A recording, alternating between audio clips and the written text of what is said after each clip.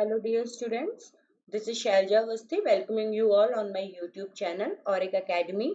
Today I am coming up with learning videos for engineering students of semester 4 based on AICTE syllabus especially for agriculture branch and biotech. So why wait? Let's start. तो सबसे पहले देखिए हम लोग पढ़ेंगे कि interpolation क्या होता है, ठीक है। क्योंकि ये जो पूरा यूनिट है आपका, इसमें स्टार्टिंग अभी मैंने नहीं बताई है, डायरेक्ट इंटरपोलेशन से स्टार्ट कर रही हूँ, लेकिन इस इंटरपोलेशन का बाकी चीजों से कोई ऐसा यूज नहीं है, ये अपना एक सेपरेट टॉपिक है और हम यहाँ से पढ़ना स्टार्ट कर सकते हैं, ठीक है।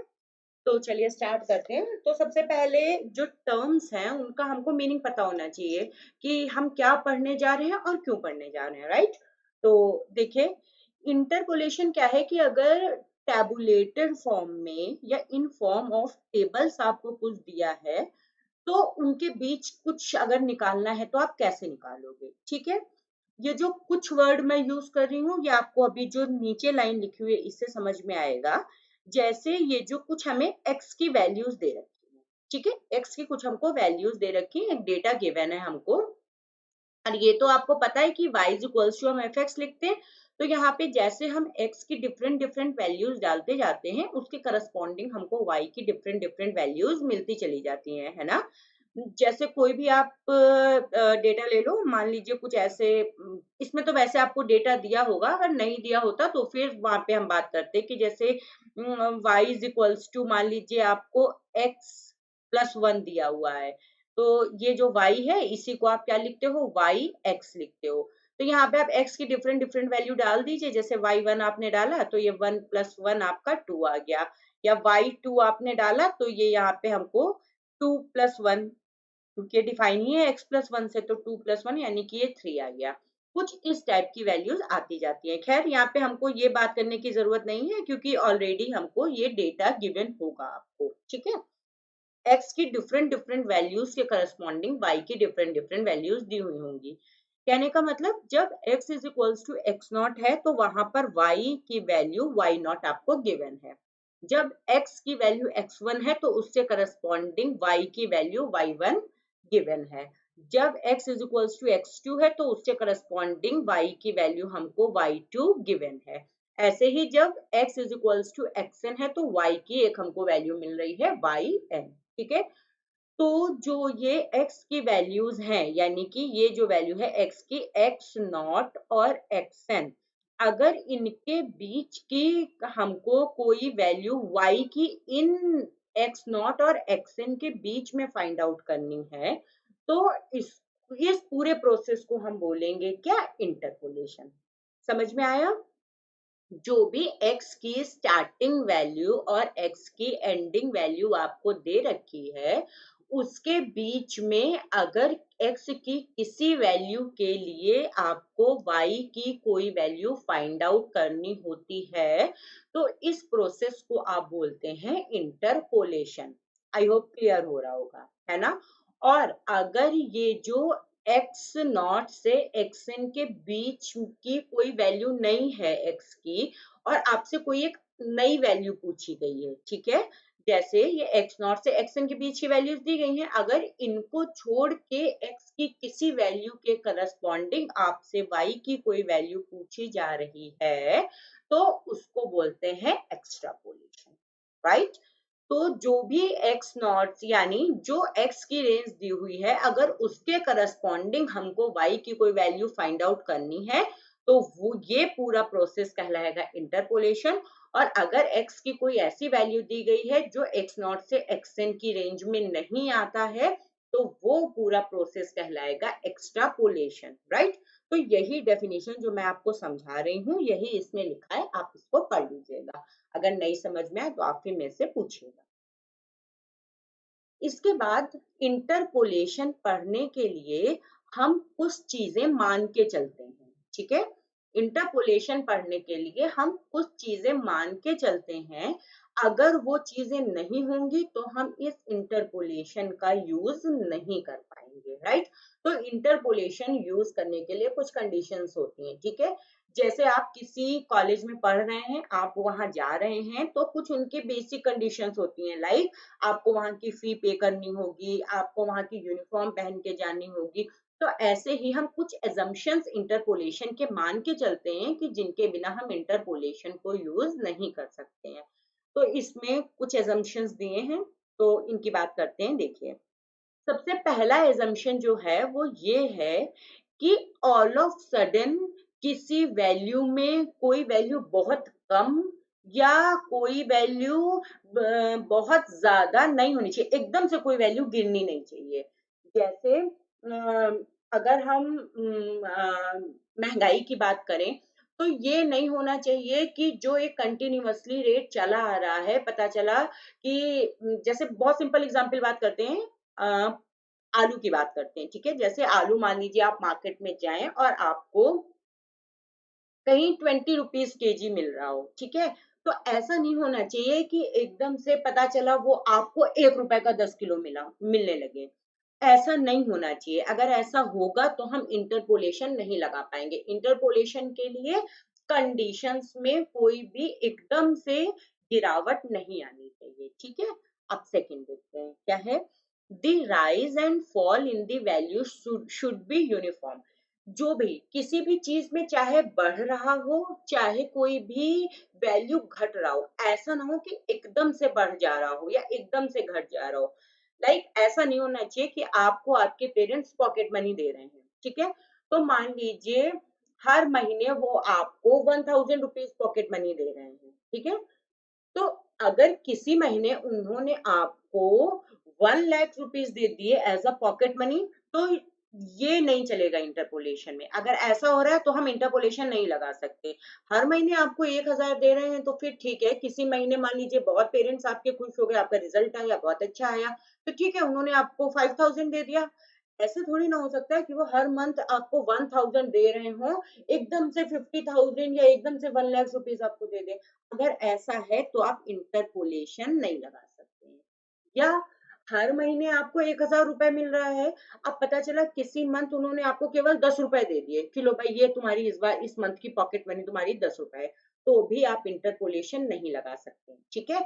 अभी जैसे कोरोना टाइम चल रहा है, तो इस मतलब इस पैंडेमिक में हम मान लेते हैं, देखिए क्योंकि यहाँ पर एक एग्जाम्पल और भी ना एपिडेमिक का या वॉर टाइम का दे रखा है, तो क्या कहना चाह रहा है कि जैसे मान लीजिए किसी टाउन में एक मंथ में मान लेते हैं हम कि 50% की डेथ होती थी।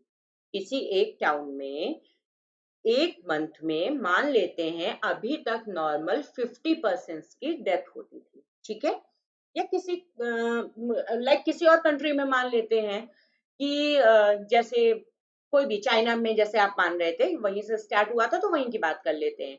एकदम से क्या हो रहा है कि अब पता चला उस जगह पर एकदम से 5000 लोग की डेथ होने लगी, 50,000 लोग की डेथ होने लगी, या पहले पेशेंट केवल 50% जा रहे थे कि जो बीमार हो रहे थे, एकदम से वहां पर 1 लाख लोग पहुंच जा रहे हैं जो बीमार हो रहे हैं। तो ऐसी कंडीशन नहीं आनी चाहिए। तो इसीलिए हम अगर कोई एपिडेमिक है या कोई वॉर सिचुएशन है, तो उस केसेस में इंटरपोलेशन वर्क नहीं करता, आप इंटरपोलेशन का यूज नहीं कर सकते हैं, ठीक है। तीसरी चीज क्या कह रहा है कि हम finite calculus of finite differences use करते हैं। Finite differences of use finite के डिफरेंसेस आप यूज करते हैं। इसका मतलब ये हो गया कि जैसे आप उनको पॉलिनोमियल के फॉर्म में एक्सप्रेस कर पाए। फाइनाइट वैल्यूज आपको गिवन हो, इतनी भी वैल्यूज आपको गिवन नहीं होनी चाहिए कि जिनके डेटा को आप एक साथ यूज ही ना कर पाओ, ठीक है। तो हमारे पास डेटा की भी लिमिटेशंस होनी चाहिए, जिससे कि हम एक टेबल बना पाए, उसके अकॉर्डिंगली हम अपना सोल्यूशन फाइंड आउट कर पाए। तो ये कुछ एजम्पशंस हैं इंटरपोलेशन के, जो हम मान के चलते हैं कि जब हम इंटरपोलेशन पढ़ रहे हैं तो ये सारी चीजें हमारी काम कर रही हैं, ठीक है। अगर नहीं समझ में आ रहा है तो आप कमेंट बॉक्स में जाइएगा, वहां पर जाकर के अपना क्वेश्चन पोस्ट करिएगा, फिर मैं आपको रिप्लाई कर दूंगी उस पर, ठीक है। नेक्स्ट वीडियो जब भी आएगा तो पहले आपके क्वेश्चंस होंगे, उसमें जो भी आपने क्वेश्चंस पूछे होंगे उनके सोल्यूशन बताऊंगी, उसके बाद फिर ये स्टार्ट करूंगी। अब देखिए कुछ मेथड्स हैं जो हम इंटरपोलेशन के लिए यूज करते हैं। बेसिकली ये 3 मेथड्स इसमें गिवन है जो हम यूज करते हैं, लेकिन यहाँ पर हम केवल फाइनाइट डिफरेंस फॉर्मूला आज पढ़ेंगे। तो उसकी बात करते हैं। कुछ मेथड्स इसमें आपको पता भी होंगे, आपने पढ़े भी होंगे। तो जैसे मेथड ऑफ ग्राफ्स है, तो ग्राफ मेथड हम यूज करते हैं और उस पे इंटरपोलेशन लगा करके हम वैल्यूज बताते हैं। तो अभी ये हमको नहीं पढ़ना, right. The method of curve fitting, method of curve fitting तो आपने पढ़ा होगा, सेकेंड सेमेस्टर में आपके था। तो वहां से आप कर्व फिट करते होंगे, डेटा आपको गिवन रहता था, उसका हम कर्व निकालते थे। अगर आपको याद हो, स्ट्रेट लाइन निकालते थे, पैराबोला निकालते थे, 1 डिग्री कर्व, 2 डिग्री फिट करते थे। तो खैर हमें यहाँ पे इसकी भी बात नहीं करनी, तो ना तो अभी हम ये पढ़ने जा रहे हैं, ना तो अभी हम ये पढ़ने जा रहे हैं। यहाँ पे ये एकदम आपके लिए नया है, use of calculus of finite difference formula.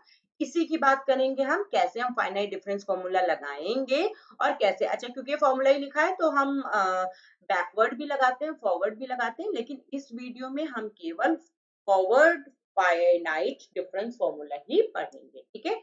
जैसे जैसे वीडियोस आते रहेंगे वैसे वैसे हम धीरे धीरे अपना सिलेबस कवर अप करते रहेंगे, राइट। तो चलिए नेक्स्ट देखते हैं। तो ये रहा फर्स्ट क्वेश्चन जिसकी हम बात करने जा रहे हैं कि आप कैसे बनाओगे फॉरवर्ड डिफरेंस टेबल और आप कैसे निकालोगे। अच्छा, सबसे पहले मैंने क्वेश्चन इसलिए लिया है क्योंकि अगर एक क्वेश्चन हमसे सॉल्व हो जाता है ना, तो फिर हमारा कॉन्फिडेंस बिल्डअप हो जाता है, फिर हमें लगता है हाँ ठीक है हमें आने लगा है।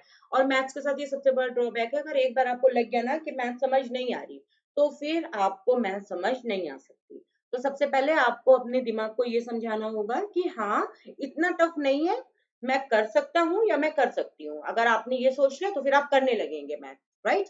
तो टफ नहीं करते हैं मैथ्स को। सबसे पहले एक इजी क्वेश्चन करते हैं जिससे आपका कॉन्फिडेंस बिल्डअप होगा, और जब आपका कॉन्फिडेंस बिल्डअप होगा तो फिर इसके धीरे धीरे मैं प्रूविंग्स भी आपको बताऊंगी कि कैसे करते हैं, ठीक है। तो ये क्वेश्चन देखते हैं, देखिए क्योंकि टेबल है। अच्छा, ये जब भी आप इंटरपोलेशन पढ़ेंगे आपके पास आपका कैलकुलेटर होना चाहिए, आपके पास आपका पेन होना चाहिए, आपके पास आपकी कॉपी होनी चाहिए। Without pen paper and calculator आपको ये इजीली समझ नहीं आएगा, क्योंकि वैल्यूज हैं तो आपका वरना टाइम वेस्ट होगा। आप डिफरेंस तो निकाल ले जाओगे पर आपका टाइम वेस्ट होगा। तो अगर कैलकुलेटर है तो बेटर है आप उसका यूज करें, ठीक है। खैर अभी तो ये क्वेश्चन ऐसा है कि आप इजीली सब्ट्रैक्ट कर करके निकाल सकते हो, तो अगर अभी नहीं है तो आप अरेंज करो, पर आपके पास होना चाहिए, ठीक है। चलिए देखते हैं। तो देखिए इसने x की कुछ वैल्यूज आपको दे रखी हैं, उसके करस्पॉन्डिंग इसने y की कुछ वैल्यूज आपको दे रखी हैं, ठीक है। तो यहाँ पे स्मॉल x स्मॉल y लिखा है, यानी ये आपको स्मॉल x की वैल्यूज गिवन होंगी और यहाँ पे ये आपको स्मॉल y की वैल्यूज गिवन होंगी, ठीक है। तो x की वैल्यूज को, अच्छा अब आपको ये पता कैसे चलेगा कि आपने यहाँ यहाँ यहाँ ये जो वैल्यूज रखी है कैसे रखी है। तो देखिए जब हम टेबल का अपनी फर्स्ट कॉलम बनाएंगे तो ये जो x की हमको वैल्यूज दे रखी हैं, इन्हीं को ये जो हॉरिजॉन्टल आपको दे रखी थी इन्हीं को आप वर्टिकली फॉर्म में लिख लीजिए। यानी 5 10 15 20 25 30, देखिए 5 से स्टार्ट होके 30 तक था तो मैंने वहां तक लिख लिया। इसके बाद फिर क्या है, y है, y की करस्पॉन्डिंग वैल्यूज दी है, तो जिसके नीचे जो वैल्यू दी है उसी के सामने हमें वो वैल्यू लिखनी है। इसके कहने का क्या मतलब है, at x is equals to 5 the value of y is 9962, right. At x is equals to 5 the value of y is 9962, वही देखिए लिखा है x जब 5 है आपका तो वहां पे y की वैल्यू क्या है 9962 है। ऐसे ही जब x 10 है तो y की वैल्यू है 9848, वही लिखिए। At x is equals to 15 the value of y is 9659, we have already written that, and so on, right. तो 20 पे देखिए 9397 लिख लिया आपने, 25 पे 9063 लिख लिया, एंड 30 पे 8660 लिख लिया, ठीक है। इसके बाद कहां तक जाना है, जहां पर इस डेल्टा की मैक्सिमम वैल्यू आपसे पूछी गई है वहां तक हमें टेबल बनानी है। और स्टार्ट कहां कहां से करेंगे, 1 से करेंगे, डेल्टा से स्टार्ट करेंगे। इस पे कुछ नहीं लिखा है तो हम मान लेते हैं यहाँ पे 1 लिखा है, ठीक है। अगर कुछ नहीं लिखा है तो हम मान लेते हैं यहाँ पे क्या लिखा हुआ है, 1 लिखा हुआ है, ये मान रहे हैं हम, ठीक है। तो इसके बाद देखिए यहाँ से स्टार्ट किया, फिर एक एक पावर आपको बढ़ाते जाना है। तो डेल्टा वाई, फिर डेल्टा स्क्वायर वाई, फिर डेल्टा क्यूब वाई, फिर डेल्टा 4y। अच्छा एक चीज और ध्यान रखनी है, जैसे इसने हमको बोला है फॉरवर्ड डिफरेंस, देखिए ये 2 टाइप की डिफरेंस टेबल होती है। एक कौन सी होती है, फॉरवर्ड फॉरवर्ड डिफरेंस टेबल और एक होती है आपकी बैकवर्ड डिफरेंस टेबल। ठीक है, दो टेबल्स होती हैं आपकी, एक फॉरवर्ड डिफरेंस टेबल, एक होती है बैकवर्ड डिफरेंस टेबल। जो फॉरवर्ड डिफरेंस टेबल होती है उसमें हम इस वाले सिंबल का यूज करते हैं, ये डेल्टा जो है इसका हम यूज करते हैं, जो कि ट्राइंगल के शॉर्ट फॉर्म शॉर्ट टाइप में लिखा होता है। और जो बैकवर्ड टेबल होती है उसमें आप ये ये बैकवर्ड डेल्टा बोला जाता है, या फॉरवर्ड डेल्टा बोला जाता है, हम इसका यूज करते हैं। ठीक है, तो क्योंकि हमें यहाँ पे फॉरवर्ड डिफरेंस टेबल बनानी थी, इसलिए हमने इसका यूज किया है। तो आप पावर बढ़ाते हुए लिखते जाइए, लास्ट जहां तक पूछी हो, हाँ, वहां तक हम बनाते हैं। या हम तब तक बनाते हैं जब तक कि हमारी एक पूरी वर्टिकली जीरो ना आ जाए सारी वैल्यूज। ठीक है, दो टाइप से हम इसको बनाते हैं ये टेबल। पहला टाइप तो ये है कि जो उसने हमसे मैक्सिमम वैल्यू जहां तक पूछी है आप वहां तक बना लोगे। जैसे मान लीजिए यहाँ पे इसने y6 पूछा होता, या तो खत्म हो जाए, और या तो इसने क्या किया, खत्म हो जाए का मतलब आप एक और यहाँ पे मैक्सिमम बना सकते थे, डेल्टा 5y, क्योंकि डेल्टा 5y बनाते तो इन दोनों के बीच की एक वैल्यू आ जाती, बस खत्म हो जाता। या तो क्या होता कि पूरी वैल्यू, जैसे कुछ इतनी वैल्यू दी हुई होती कि ये पूरी जो ये वर्टिकल लाइन है, ये इसमें सारी जितनी आप वैल्यूज यूज करते वो सारी आपकी वैल्यूज क्या आ जाती, जीरो आ जाती, सारी की सारी। भले यहाँ पर होती या यहीं यहाँ पे तो नहीं आती, क्योंकि ऐसी वैल्यूज ही नहीं देता कि सब बराबर हो तो आप यहाँ जीरो कर दो, या यहाँ पे आता, कहीं पे भी अगर सारी कॉलम में जितनी वैल्यूज है सारी जीरो आ जा रही है तो फिर उसके आगे हम टेबल नहीं बनाते और हम वहीं से आंसर निकाल देते हैं। ठीक है, होपिंग कि आपको समझ में आ रहा होगा। ठीक है, तो अब देखते हैं कि ये हम टेबल बना कैसे रहे हैं। तो इतना मैंने आपको समझाया, रब कर देते हैं, ये सारा सारा ही रब कर देते हैं क्योंकि अभी और हमें लिखना है। ठीक, तो इतना मैं आपको समझा चुकी हूँ कि आपने x की वैल्यूज लिखी और फिर आपने क्या किया, उसके करस्पॉन्डिंग y की वैल्यूज लिखी। अब देखिए ये हम डेल्टा y कैसे निकाल रहे हैं। तो एक चीज आपको ध्यान रखनी है, इन दोनों वैल्यूज के बीच में हमें ये वैल्यू लिखनी है। ठीक है, इन दोनों वैल्यूज के, जैसे आप अगर रूल वाली कॉपी पे लिख रहे हो तो आप एक लाइन छोड़ के लिखिएगा, क्योंकि उसके बीच में हम ये वैल्यू डालेंगे ऐसे ही, क्योंकि इजी रहता है बीच में डालना। ठीक, तो देखिए यहां से इस वाले में से ये सब्ट्रैक्ट करेंगे आप, तो हमको ये वैल्यू मिलेगी। ऐसे ही इस वाली वैल्यू से आप ये वैल्यू सब्ट्रैक्ट करेंगे तो हमें ये वैल्यू मिलेगी। इससे आप सब्ट्रैक्ट करेंगे ऊपर वाले को तो हमको ये वैल्यू मिलेगी। नीचे वाले से आप सब्ट्रैक्ट करेंगे ऊपर वाले को तो हमें ये वैल्यू मिलेगी। सेम पैटर्न आपको फॉलो करना है। इस वाली वैल्यू से आप ये वाली वैल्यू सब्ट्रैक्ट करोगे तो आपको ये वैल्यू मिल जाएगी। ये बात समझ में आई, ये वाली कैसे बनेगी? अभी मैं और भी आपको लिख के दिखाऊंगी कि जब हमको डेल्टा 2y बनाना होगा तो हम इस नीचे वाली वैल्यू में से ऊपर वाली वैल्यू को सब्ट्रैक्ट करेंगे, ऐसे ही इसमें से इसको, फिर ऐसे ही इसमें से इसको, और फिर ऐसे ही इसमें से इसको। तो देखो यहाँ पे 1 2 3 4 5 5 बार हमने ऐसे किया, तो इससे यहाँ पे देखिए 5 वैल्यूज है, 1 2 3 4 5, और इनको इनके बीच में लिखना है। यहाँ पे देखिए कितनी बार यूज किया, 1 2 3 4, तो इससे ये 4 वैल्यूज हैं। अगेन फिर आपको इसमें से इसको सब्ट्रैक्ट करना है, फिर इसमें से इसको सब्ट्रैक्ट करना है, और फिर इसमें से इसको सब्ट्रैक्ट करना है। हर नीचे वाली वैल्यू में से ऊपर वाली वैल्यू को सब्ट्रैक्ट करना है। देखिए 3 टाइम्स किया तो 3 वैल्यूज मिली। वंस अगेन नीचे वाली वैल्यू से ऊपर वाली वैल्यू को सब्ट्रैक्ट करना है, एंड वंस अगेन नीचे वाली वैल्यू से ऊपर वाली वैल्यू को सब्ट्रैक्ट करना है, और जो ये हाईएस्ट डेल्टा की पावर है वहां तक हमको ले जाना था, तो इसलिए हमने केवल डेल्टा 4y तक लिखा हुआ है। ठीक है, इसके आगे हमको पूछा नहीं था क्वेश्चन में, तो इसके आगे हमने लिखा नहीं। ठीक है, तो ये बात आपको समझ में आ गई। चलिए अभी इसको देखिए कैसे रिप्रेजेंट करते हैं। अच्छा, अगर थोड़ी सी और इसमें समझना है तो थोड़ा सा और कर लेते हैं। हम लोग ऐसे करके भी लिखते हैं, ऐसे कि इन दोनों को सब्ट्रैक्ट करके हमने ये वैल्यू निकाली है। ऐसे इसको लिखते हैं कि इन दोनों को सब्ट्रैक्ट करके हमने ये वैल्यू निकाली, इन दोनों को सब्ट्रैक्ट करके वैल्यू निकाली, लेकिन बस ध्यान से नीचे वाले से ऊपर वाले को सब्ट्रैक्ट करके वैल्यू निकाली है। बिल्कुल वैसे ही ये वैल्यू, ऐसे ही इससे इसको सब्ट्रैक्ट किया तो ये वैल्यू, इससे इसको सब्ट्रैक्ट किया तो ये वैल्यू, इससे नीचे वाले से ऊपर वाले को सब्ट्रैक्ट किया तो ये वैल्यू, ऐसे ही नीचे वाले से ऊपर वाले को सब्ट्रैक्ट किया तो ये वैल्यू। ठीक है, बिल्कुल सेम। इससे इसको सब्ट्रैक्ट किया तो ये वैल्यू, फिर इससे इसको सब्ट्रैक्ट किया तो ये वैल्यू, और वैसे ही नीचे वाले से ऊपर वाले को सब्ट्रैक्ट किया तो ये वैल्यू। सिमिलरली 1 से इसको सब्ट्रैक्ट किया तो ये वैल्यू, 3 से 1 को सब्ट्रैक्ट किया तो ये वैल्यू। ठीक है, कर लीजिए। तो चलिए जरा करते हैं और लिखते हैं कि क्या क्या वैल्यूज आएंगी। देखिए ये वैल्यू कैसे आई, जब आपने 9848 से सब्ट्रैक्ट किया 9962 को, तो आपका आ गया ये -114।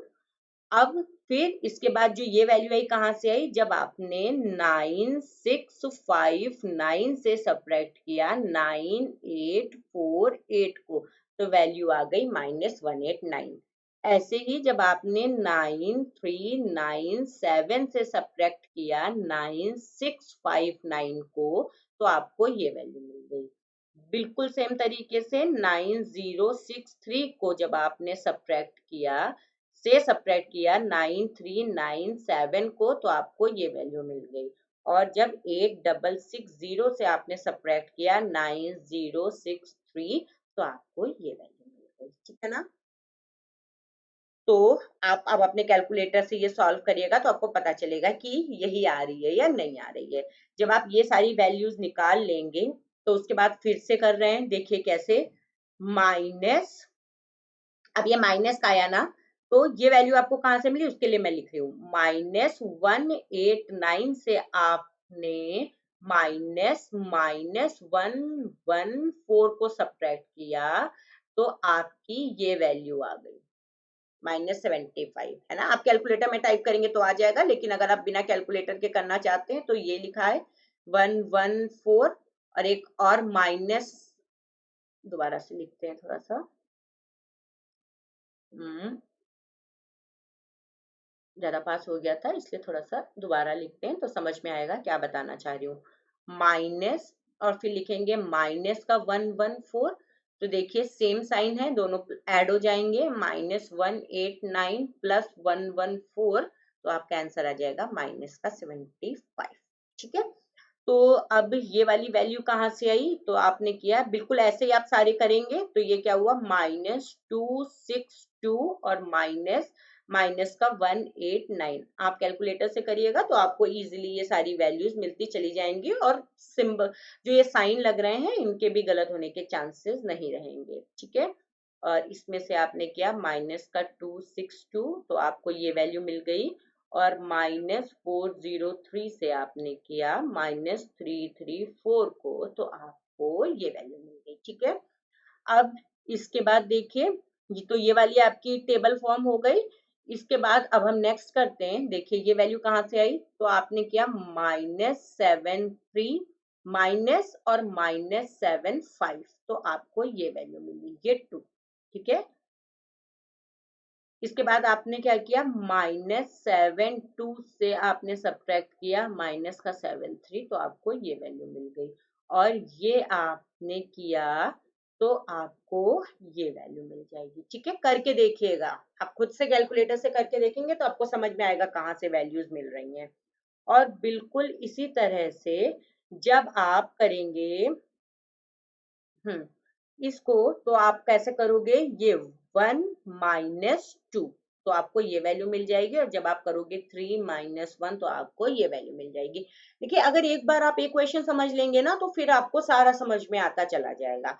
तो इससे आप ये सारी वैल्यूज फाइंड आउट कर लेना। ठीक है, अब जब आपकी ये टेबल बन जाएगी, आपको ये सब लिखने की जरूरत नहीं होगी, ये क्योंकि मैं पहला क्वेश्चन करा रही हूँ तो इसलिए मैं आपको समझा समझा के बता रही हूँ कि आपको कैसे करना है। इसके बाद फिर हम ऐसे लिखेंगे नहीं, हम अब हमको ये समझ में आ जाएगा कि जब हम फॉरवर्ड डिफरेंस टेबल बनाएंगे तो हमको करना क्या है। ठीक है, अब इसके बाद मैं आपको बता रही हूँ आप टेबल कैसे देखते हो। जैसे आपसे ये वैल्यू पूछी गई है ना, और आपसे ये वैल्यू पूछी गई है, तो आप ये वैल्यूज डायरेक्ट कैसे देखते हैं। ठीक है, तो चलिए बताती हूँ कैसे देखते हैं। पहले ये सारा रब कर देते हैं। अब देखिए ये जो वैल्यूज हैं, ये जैसे हमको ये y की वैल्यू दे रखी ना, x5 पर ये हमको y की वैल्यू दे रखी ना, अब अगर हमसे कहीं भी y और नीचे 5 लिख के कुछ भी पूछा जा रहा है, तो इसका मतलब है आप यहाँ से एक लाइन डालिए, स्लैंट लाइन। स्लैंट लाइन का मतलब ऐसी लाइन, एक ऐसी लाइन, ठीक है। स्केल रखिएगा और स्केल से आप एक स्लैंट लाइन बनाइएगा तो देखिएगा आपके पास ये ऐसे यही लाइन आ जाएगी, आपको ट्रेस कर देगी यही लाइन, ठीक है। अगर आपसे ये y, ये 10 लिखा है, 10 के सामने ये y की वैल्यू दे रखी, तो अब इससे जो आप स्लैंट वैल्यू डालेंगे वो पूरी वैल्यूज आपको, देखिए ये वाली सारी वैल्यूज है, जो ब्लैक लाइन है ये सारी वैल्यूज आपको y5 में देगा जा करके, ठीक है। इसके बाद देखिए ये जो दूसरा वाला दे रखा है ना, ये y10 दे रखा है, यहाँ पे 10 के सामने की लाइन है, यहाँ से जब आप स्लैंट लाइन डालेंगे, स्लैंट लाइन का मतलब आप स्केल से डालिएगा, देखिएगा बिल्कुल ये लाइन आपकी स्लैंट आ जाएगी, ठीक है। तो ये सारी वैल्यूज इधर की जितनी मिलेंगी वो 10 के लिए मिलेंगी। हम यहाँ पर अपना ये delta square, delta, delta cube, delta raise to power 4 ये हम यूज करते रहेंगे, लेकिन मैं ये बता रही हूँ 10 के लिए आप कैसे देखोगे, ठीक है। फिर अगर अब कोई आपसे पूछता है 15 के लिए, है ना, तो आप 15 के लिए क्या करोगे, देखो ये आपको y15 की वैल्यू दे रखी है, यहाँ से आप स्लैंट लाइन डालना स्टार्ट करोगे, तो ये स्लैंट लाइन, इसीलिए मैं बोल रही थी बीच में लिखिएगा, जब आप बीच में लिखेंगे ना आपकी एग्जैक्टली यही लाइन पड़ेगी जा करके, तो ये लाइन जो पड़ेगी आपकी वो y15 की जाएगी, ठीक है। और ऐसे ही आपको क्या करना रहेगा, नेक्स्ट आप वैल्यूज देखते रहेंगे कि आपकी वैल्यूज कहाँ पे जा रही हैं, आप यही जो स्लैंट लाइंस हैं अपनी यूज करेंगे और उसके अकॉर्डिंगली आपको वैल्यूज आपकी मिलती रहेंगी, ठीक है। तो अब देखते हैं हम नेक्स्ट यूज करते हैं, तो ये देखिए आपको कौन सी वैल्यू, अब ये है y20 पे है ना, तो 20 से स्लैंट लाइन डालेंगे, तो 20 पे हमें ये दो ही वैल्यूज मिल रही हैं, डेल्टा और डेल्टा स्क्वायर। तो ये जो ग्रीन वाली है, तो ये आपको किसकी वैल्यू देगी जा करके, ये आपको y20 की वैल्यू देगी। और बिल्कुल इसी तरीके से आपको अलग वैल्यू मिल जाएंगी, ये आपको 25 की वैल्यू देगा जा करके, ये कलर है ना, और ये तो 30 के आगे तो ये लिखा ही है, तो केवल ये y30 की वैल्यू है, इसके लिए बाकी आपको डेल्टाज में जाके कोई वैल्यू नहीं मिलेगी, ठीक है। तो अब देखिए आपने लाइंस तो ड्रॉ कर ली, लाइंस ड्रॉ करने के बाद अब आप देखो कि आप कैसे वैल्यूज निकाल रहे हो। तो देखिए आपको कौन सी वैल्यू पूछा था, डेल्टा स्क्वायर y10, तो देख लो डेल्टा स्क्वायर में y10 के लिए कहाँ वैल्यू आई है, ये ना, ये देखो y10 वाली लाइन मैंने आपको बताई ना, ये मरून कलर वाली है, तो इसमें देखिए डेल्टा स्क्वायर कहाँ पे है, डेल्टा स्क्वायर इसके नीचे है, तो इसमें वैल्यू देखोगे तो आपको कितनी मिल जाएगी, -73 वैल्यू मिल जाएगी। ऐसे ही आप देखो डेल्टा 4 में देखो जाके y5, तो y5 वाली लाइन पहले देखो ये आई है, और डेल्टा 4 की वैल्यू कहाँ पे है, यहाँ पर है, तो कौन सी वैल्यू मिल जाएगी, -1। देखिए कितना इजी था, बस आंसर आ गया आपका। तो आई होप आपको समझ में आया होगा, बस एक चीज का ध्यान रखना है, हर नीचे वाली वैल्यू में से ऊपर वाली वैल्यू को सब्ट्रैक्ट करते हैं, इस चीज का बस हमको ध्यान रखना है कि इस वाली वैल्यू से हर जितने भी हैं उन सब में से आप नीचे वाले में से ऊपर वाली वैल्यू को सब्ट्रैक्ट करते जाते हैं। कोशिश करिएगा आप एकदम मिड में लिखिएगा ये वैल्यू, जिससे आपको जब आप ये स्केल से आप लाइन डाल लीजिएगा तो एकदम सीधी आ जाएंगी। जब आप स्केल से लाइन डालोगे या आप डायरेक्ट पेन या पेंसिल से भी खींच सकते हो, तो स्लैंट लाइंस खींचना, जो स्लैंट लाइन आप खींचोगे वही आपको लाइन वैल्यूज बताएंगे, ठीक है। तो आप कमेंट सेक्शन में जाके पहले तो मुझे बताइएगा कि आपको ये वीडियो कैसा लगा, समझ में आया या नहीं समझ में आया। अगर नहीं समझ में आया तो क्या नहीं समझ में आया, तो उसके अकॉर्डिंगली आपको बताया जाएगा कि आप कैसे इसको इम्प्रूव कर सकते हैं, आपको कैसे चीजें समझ में आए, ठीक है। So hoping you all like and appreciate our this effort of making learning easy with our channel. Keep liking our channel, do share and subscribe the channel. And if you have still any query, so go to comment section, post your query there. I will try to give answer as soon as possible. Or in our upcoming videos, firstly I will solve your queries and then proceed to our next video, right? So be in your homes, be safe, and keep learning with our channel. Thank you.